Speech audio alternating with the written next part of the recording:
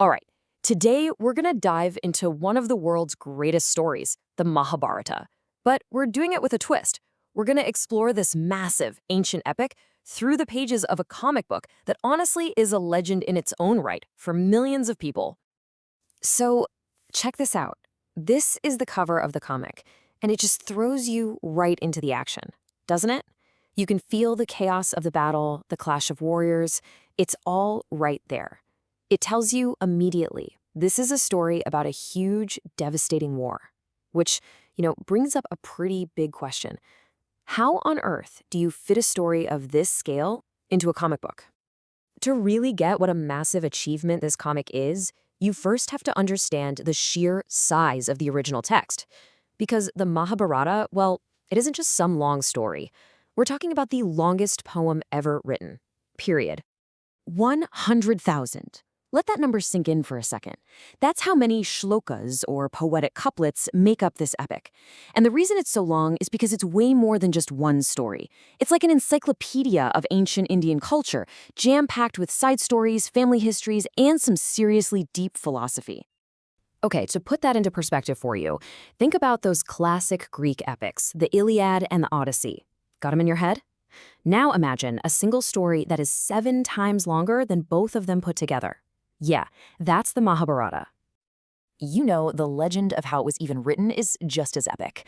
The story goes that its author, the sage Vyasa, needed someone to write it all down for him, and he chose the elephant-headed god Ganesha.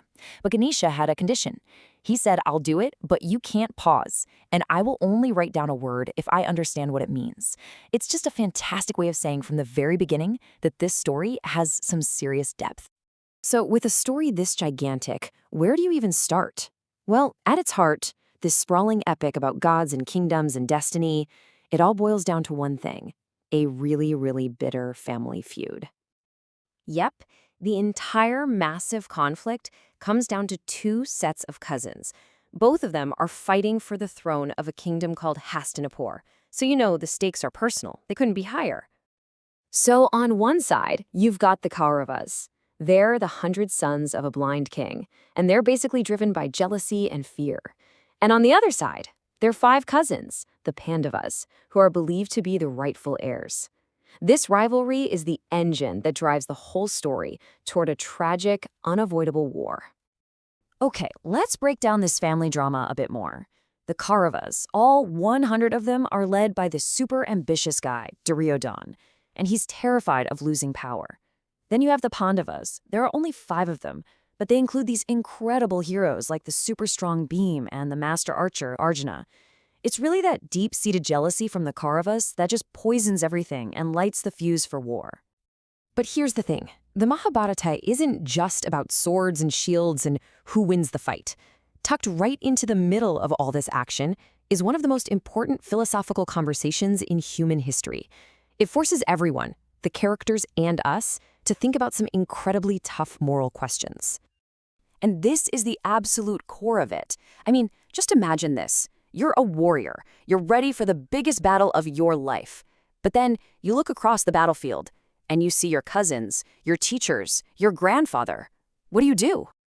This is exactly the crisis that hits Arjuna, the Pandava's greatest warrior. He's on his chariot, the battle is about to start, and he just breaks down. He drops his bow, totally horrified at the idea of killing his own family just to win a kingdom. And this moment of crisis is what sets the stage for the most famous part of the whole epic, the Bhagavad Gita. So it's right at this moment that Arjuna's charioteer, who, big reveal, is actually the god Krishna in disguise, starts to give him some advice. And it all centers on this one crucial concept: dharma.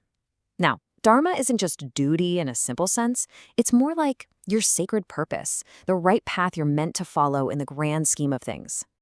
So what Krishna tells him is that his personal feelings, his grief, are actually getting in the way of his dharma.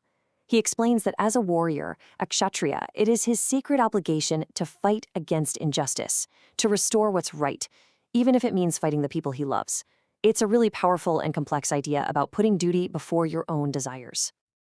Okay, so let's zoom back out for a minute from the ancient battlefield to the comic book itself. Because the story of how this epic got into the hands of millions of kids across India, well, that's a pretty amazing story too. For decades, this comic book series, Amar Chitra Katha, which means immortal picture stories, was more than just a comic. It was a cultural institution. I mean, look at this old ad. It calls the comic an ideal gift for the festive season. That just shows you how much it was a part of everyday family life. And the person we really have to thank for all this is its founder, Anand Pai. His big idea was to teach Indian children about their own history and mythology in a way they'd love, and it worked. Through these comics, generations of kids met heroes like Arjuna and Krishna for the very first time. Amar Chitra Katha just made these huge, ancient stories feel exciting, accessible, and totally unforgettable. And that, right there, is why the story has stuck around for thousands of years, and why this comic is so beloved. It doesn't matter if you read it in 100,000 Sanskrit verses or see it in these colorful panels. The story makes you think about these huge, timeless questions of right versus wrong, about jealousy, and about the tough meaning of duty. Ultimately, this comic book is just a brilliant example of keeping a story alive. It took something ancient and complex and made it connect with a whole new generation. And that kind of leaves us with one big question to think about. As our world keeps changing, how are we going to retell our oldest, most important stories for the next generation?